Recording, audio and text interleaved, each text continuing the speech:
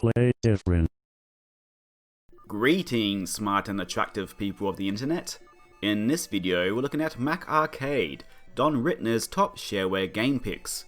It is, as the name suggests, yet another book which collects together a bunch of shareware games. This one comes with 2 discs and features 40 games. It was written, again as the title suggests, by Don Rittner and was published back in 1992. Aside from the information about the actual games, there isn't too much content here. There are some resources for finding more games and information about them, which of course is mostly a historical curiosity now, as most places no longer exist, both online and off. But considering 40 games are featured, the lack of other content can be forgiven. And the selection of games is a pretty great bunch. There are the obvious classics of course, games like Glider, Space Station Feta, Continuum, Solarian 2, and Diamonds. But what I like most is that it also features games which could be considered cult favourites.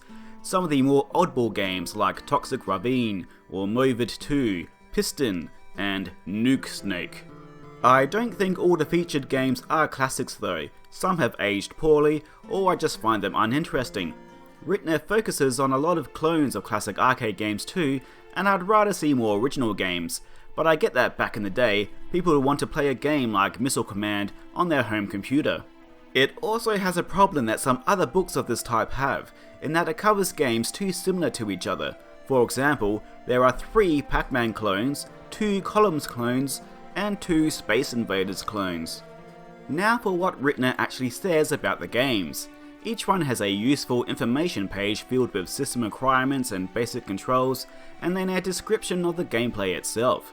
The descriptions are a little artless, though I did enjoy it when he talked about things from a historical sense. Rittner clearly knows his gaming history, but for the most part, these sections are pretty forgettable.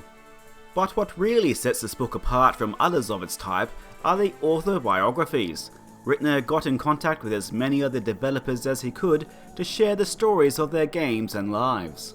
Something I certainly can relate to. Sadly, these are hit and miss. While some biographies are 2 pages and quite interesting, others are only a couple of paragraphs. I guess it really depended on what the developers gave him to work with. There are also quite a few games where he was unable to contact the developers, especially for the much older games. Although again, this is something I can relate to.